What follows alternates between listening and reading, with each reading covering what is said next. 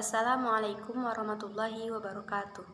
Perkenalkan, nama saya Dinda Suzy Sofyani dari kelas 10 IPA 5. Baiklah, di sini saya akan memberikan jawaban tentang dari soal ulangan harian 1 mata pelajaran ekonomi.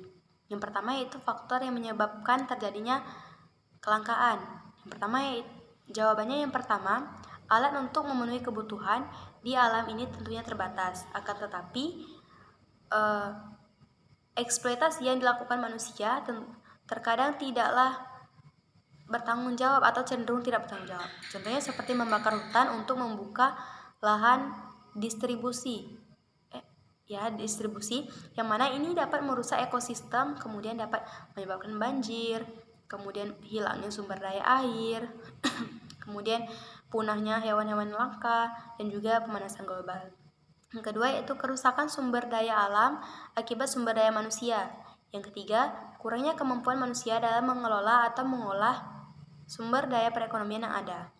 Yang keempat yaitu cepatnya bertambah tinggi atau naiknya kebutuhan ekonomi dibandingkan alat untuk memenuhi kebutuhan tersebut. Yang kelima yaitu infrastruktur yang tidak merata.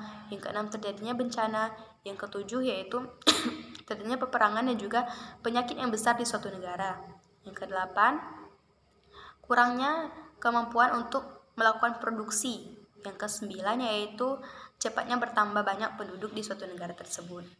Soal yang kedua, berapa biaya peluang yang dikorbankan oleh Rahma? Biaya peluang yang dikorbankan oleh Rahma yaitu sebesar 2.300.000.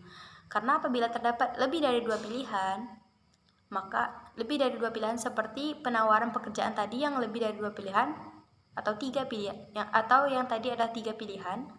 Dari tiga tersebut, biaya peluangnya diambil dari nilai terbesar yang tidak dipilih. Di sini nilai terbesar yang tidak dipilih yaitu 2.300.000. Jadi peluang yang dikorbankan oleh Rahma ini dengan biaya 2.300.000. Soal yang ketiga yaitu tujuan dari penyusunan skala prioritas. Nah, dengan adanya skala prioritas ini diharapkan setiap orang dapat memilih atau memilah yang mana kebutuhan yang harus dicukupi terlebih dahulu dan mana kebutuhan yang bisa dibelakangi terlebih dahulu. Atau dengan kata lain, kita diharuskan mencukupi kebutuhan yang memang harus kita cukupi terlebih dahulu atau memang lebih penting terlebih dahulu dibanding kebutuhan lain yang kepentingannya di bawah kebutuhan utama. Keempat yaitu perbedaan ekonomi mikro dan makro. Ekonomi mikro yaitu ekonomi yang menganalisis data-data perekonomian dalam lingkup kecil. Contohnya seperti perilaku konsumen atau produsen, penawaran, permintaan, biaya produksi, dan lain-lain. Kemudian yang ekonomi makro ini adalah ekonomi yang menganalisis perubahan perekonomian RT, pasar, dan perusahaan atau dalam lingkup sosial. Di sini mencakup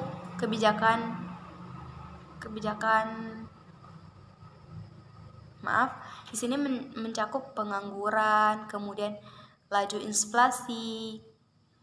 Kemudian soal yang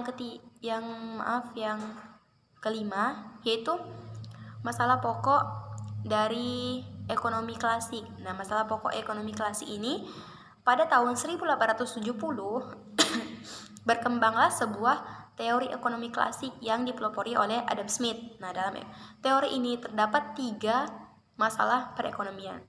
Itu meliputi masalah produksi. Produksi yaitu proses menghasilkan barang atau jasa. Yang mana barang atau jasa ini diberikan untuk memenuhi kebutuhan konsumen.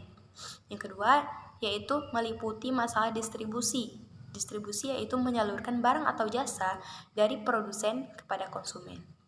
Yang ketiga yaitu masalah konsumsi. Konsumsi yaitu menghabiskan, memakai barang atau jasa yang dihasilkan oleh produsen. Yang keenam yaitu masalah pokok perekonomian modern.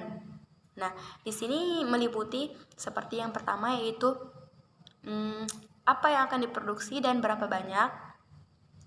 atau what. Yang kedua bagaimana cara memproduksinya atau bagaimana memproduksinya atau how. Yang ketiga yaitu siapa pelaku produksi atau who. Yang keempat, untuk siapa barang tersebut diproduksi atau for who.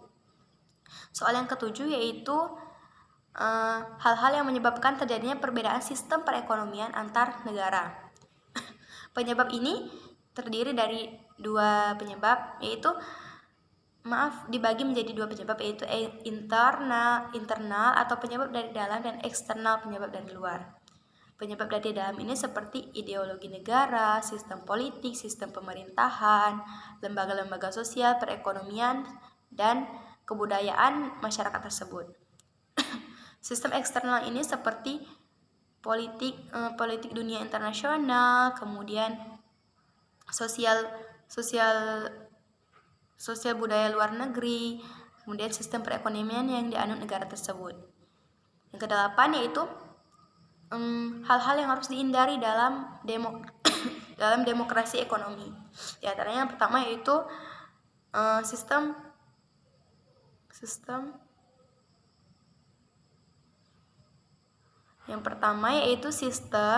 persaingan bebas. Nah, persaingan bebas ini yang mana sistem itu akan memberikan keuntungan tersendiri kepada manusia atau negara lain atau bangsa lain. Yang kedua, sistem etatisme. Nah,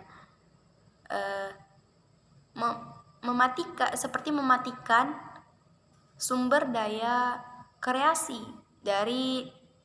di luar negeri. Kemudian yang ketiga yaitu penetapan puncak atau kekuatan ekonomi ini pada suatu kelompok, yang mana dalam bentuk monopoli sehingga merugikan masyarakat. Yang kesembilan yaitu pengertian asas kekeluargaan dalam sistem ekonomi Indonesia. Nah, di sini asas kekeluargaan yaitu seperti suatu kelompok yang mana dari kelompok tersebut terdiri dari orang-orang yang bekerja sama untuk mencapai tujuannya. Yang mana dari setiap anggota ini akan merasa bahwa anggota yang lain adalah saudaranya, sehingga akan lebih mudah untuk mencapai tujuan yang diinginkan. Soal yang ke-10, apakah sistem ekonomi